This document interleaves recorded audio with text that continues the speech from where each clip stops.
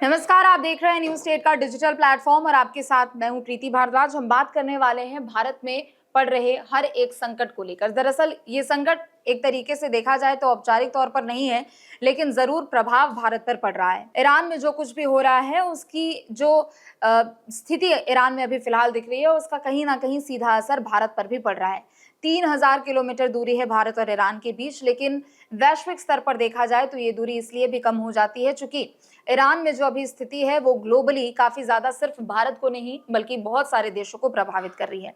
US Israel किस तरीके से अटैक कर रही है उसके वीडियोस हम लगातार देख रहे हैं, लेकिन असर कहां कहां पड़ रहा है वो भी हम सब जान रहे हैं। चाहे तेल को लेकर बात कर ली जाए, एलपीजी सिलेंडर्स को लेकर बात कर ली जाए, हर एक दिन ऐसी खबरें सामने आ रही है जिसके बाद भारत में ये क्राइसिस होने की चर्चा और ज्यादा तेज हो चुकी है। देखिए, असर तो पड़ रहा है, लेकिन सीधे तौर पर अगर एक तरीके से कहा जाए तो नहीं पड़ रहा है, लेकिन उसकी तैयारी एक तरीके से जरूर लोगों को करनी है। यहाँ पर भारत के परिप्रेक्ष्य में अगर हम यहाँ पर बात करें तो एलपीजी गैस सिलेंडरों को लेकर सोशल मीडिया पर आए दिन ऐसी तस्वीरें देखने को मिल रही है जिससे ये साफ हो रहा है कि अगर ये युद्ध, अगर ये स्थिति कुछ दिनों तक और ज्यादा चलती है तो कहीं ना कहीं स्थिति यहाँ पर भी खराब होती हुई नजर आएगी। सबसे पहले देखिए, अगर हम बात कर ले यहाँ पर तो जो स्थिति वहां पर बनी हुई है उससे कमर्शियल एलपीजी सिलेंडर्स सेक्टर पर सबसे ज्यादा प्रभाव पड़ रहा है और हमने देखा कि महीने की शुरुआत में ही गैस के दामों में बढ़ोतरी हो गई। घरेलू गैस सिलेंडर की बात करें तो 60 रुपए की बढ़ोतरी हुई। अगर कमर्शियल गैस सिलेंडर की बात करें तो 115 रुपए की बढ़ोतरी हुई और कहीं ना कहीं इसका असर अब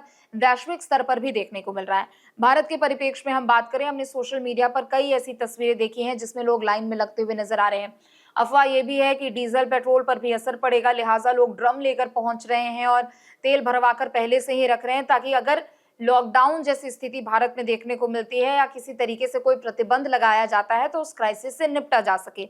हालांकि दूसरी तरफ बयान जरूर जारी किए गए हैं, कहा गया है कि भारत पर इसका असर नहीं पड़ेगा चूंकि फुल बैकअप प्लान भारत के पास है, लेकिन जमीनी स्तर पर देखा जाए तो अब ये असर पड़ना शुरू हो चुका है। प्रभाव इसका कहीं ना कहीं अलग अलग शहरों में देखने को मिल रहा है। अगर हम बात कर ले होमोस्ट्रेट के बारे में तो दुनिया भर की जितनी भी एनर्जीज यहाँ से निकलती है, यानी चाहे वो पेट्रोलियम को लेकर हो या फिर तेल को लेकर हो, गैस को लेकर हो, वो सभी यहाँ से अधिकतर होकर गुजरती है और ऐसे में होमोस्ट्रेट को बंद करने के बाद वैश्विक स्तर पर इसका प्रभाव काफी ज्यादा पड़ रहा है। अमेरिका कह रहा है कि वैश्विक स्तर पर प्रभाव नहीं पड़ेगा और होमोस्ट्रेट को खोलने की चेतावनी भी लगातार ईरान को दे रहा है, लेकिन ईरान की भी ओर से पूरी तैयारी है। अब देखिए, गैस सिलेंडर के परिप्रेक्ष्य में अगर हम बात कर लेते हैं तो कई ऐसे रेस्टोरेंट हैं देश भर में जो कि अब बंद होने की कगार पे हैं। चूंकि उनके पास स्टॉक में इतना ज्यादा कमर्शियल सिलेंडर नहीं था, लिहाजा उन्होंने अपने प्रोडक्शन को भी एक तरीके से कम कर दिया। ऑनलाइन प्लेटफॉर्म्स पर जो भी रेस्टोरेंट वगैरह डिलीवरी देते थे उनको भी कम कर दिया है और जो तस्वीर निकलकर सामने है उससे ये लग रहा है कि मुंबई के कई ऐसे रेस्टोरेंट्स हैं जो कि बंद होने के कगार पे हैं। मुंबई में ये जो संकट है वो और ज्यादा इसलिए नजर आ रहा है क्योंकि यहाँ पर होटल एसोसिएशंस की ओर से कहा गया है कि करीब 20% होटल्स और रेस्टोरेंट पहले ही बंद हो चुके हैं और चेतावनी भी दी गई है कि अगर सप्लाई में सुधार नहीं होता है तो अगले 2 दिनों में इसका असर ज्यादा बढ़ेगा और 50% होटल्स और जो रेस्टोरेंट हैं वो बंद हो सकते हैं। क्योंकि जितनी सप्लाई है गैस सिलेंडर्स की वो ज्यादा से ज्यादा वो एक तरीके से अगर कहा जाए जितनी भी सप्लाई है गैस सिलेंडर्स की वो उन सभी डिमांड्स को फुलफिल नहीं कर पा रही है, जिसकी वजह से खामियाजा ये है कि यहाँ पर होटल और रेस्टोरेंट बंद होते हुए नजर आ रहे हैं। दादर और अंधेरी जैसे कुछ ऐसे पॉपुलर इलाके हैं जहां पर पहले से ही मेन्यू को शॉर्ट करने का काम यहाँ पर किया जा रहा है। स्टॉक को बचाने के लिए खुलने के समय में भी यहाँ पर थोड़ा बहुत कम ज्यादा किया गया है, यानी अगर कोई रेस्टोरेंट सुबह 10 बजे खुलता है तो उसको थोड़े लेट से खोल रहे हैं और बंद उसको जल्दी कर दें। मेन्यू को भी शॉर्ट कर दिया जा रहा है ताकि कम समय लगे, खाना जल्दी से बने, गैस की खपत ज्यादा ना हो। आप समझिए कि कितने छोटे छोटे स्तर पर इसका प्रभाव पड़ता हुआ नजर आ रहा है। इसके अलावा अगर हम बात करें तो एक वजह यह भी है कि सरकार ने जो घरों में जो कुकिंग गैस सप्लाई की अगर हम बात करें तो उसको यहाँ पर प्राथमिकता देना शुरू कर दिया है। अभी आपने बीते दिन देखा कि सरकार की ओर से एक गाइडलाइन भी जारी की गई, यानी अगर आप एक गैस सिलेंडर बुक करते हैं पहले और वो आपको आज डिलीवर होता है तो आज से 21 दिनों के बाद आप गैस बुक कर सकेंगे।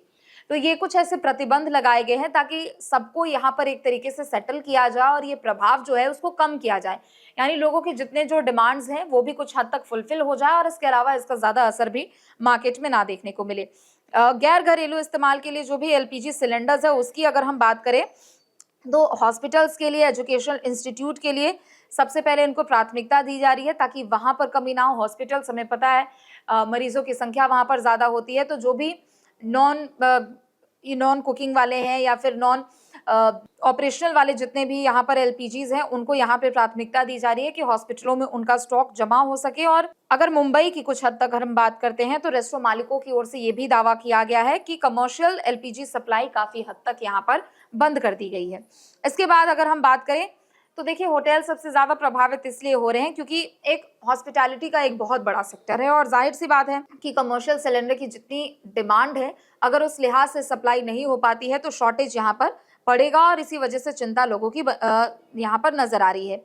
कुछ ऐसे आप समझिए कि इस हद तक मेन्यू को शॉर्ट कर दिया गया है कि जो भी जल्दी से खाना बन जाए, मतलब कुछ भी XYZ, अगर आप कुछ भी मेन्यू पे देखें जो भी जल्दी से बन जाए उनको वो अपने मेन्यू में रख रहे हैं और खपत गैस की जिसमें ज्यादा ना हो उनको अपने मेन्यू में रख रहे हैं। इसके अलावा अगर हम बात करें तो कमर्शियल एलपीजी सिलेंडर पर भी जो हमारा हॉस्पिटैलिटी सेक्टर है वो बहुत ज्यादा डिपेंडेंट है, क्योंकि ज्यादातर जो रेस्टोरेंट हैं उनके पास PNG कनेक्टिविटी या फिर बड़े पैमाने पर इलेक्ट्रिक वे ऑफ कुकिंग नहीं है। तो जाहिर सी बात है कि उनकी जो डिपेंडेंसी है वो एलपीजीज पर सबसे ज्यादा हो जाती है। तो ऐसे में उस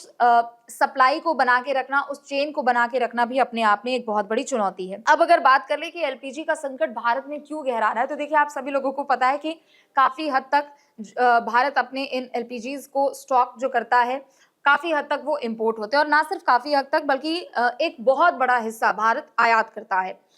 एक कड़वी सच्चाई ये भी है कि देखिए, घरेलू एलपीजी जरूरत का 60% से ज्यादा भारत इंपोर्ट करता है, यानी दूसरे देशों से। और वो देश कौन कौन से हैं? UAE, कतर, इसके अलावा दुबई की हम बात कर ले, अबू धाबी की बात कर ले, ये ऐसे देश है जहां से हम इंपोर्ट करते हैं एलपीजी सिलेंडर्स को। और इन्हीं देशों में स्थिति काफी ज्यादा भयावह है क्योंकि ईरान की ओर से हमले किए जा रहे हैं, होमोस्ट्रेट भी बंद कर दिया गया और होमोस्ट्रेट के ही रास्ते से यहाँ पर भारत में या फिर अलग अलग जो देश हैं वहां पर सप्लाई होते हैं। तो जाहिर सी बात है कि वहां पर चीजें प्रभावित हो रही है। और आप समझिए कि भारत अपनी जरूरतों का जो 60% इंपोर्ट करता है, उसका जो 90% है वो इसी रूट से होकर आता है। तो आप समझिए कि इस पर प्रभाव पड़ना लाजमी है। इसके अलावा अगर हम बात करें तो भारत तकरीबन हर साल 31 मिलियन टन एलपीजी इस्तेमाल करता है और 87% ये जो है ये घरेलू सेक्टर्स के लिए है, जिनमें 87% 87% जो है वो घरेलू सेक्टर्स के लिए ही है, और जबकि बाकी हिस्सा जो है वो होटलों के लिए होता है या फिर अलग अलग हॉस्पिटैलिटी सेक्टर्स के लिए यहाँ पर होता है। लेकिन चूंकि ये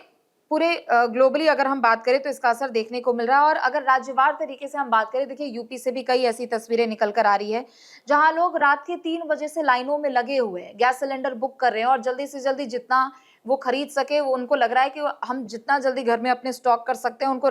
कर दें, क्योंकि काला बाजारी जैसी भी चीजें आ रही है उस पर भी सख्त निर्देश जारी किया जा रहा है। और तस्वीर ऐसी निकलकर सामने आई है कि लोग यहाँ पर घंटों तक लाइनों में खड़े होकर इंतजार कर रहे हैं और ऐसे लोगों की संख्या बहुत ज्यादा बढ़ गई है, चूंकि काला बाजारी जैसी स्थिति भी देखने को मिल रही है। चूंकि अगर ये युद्ध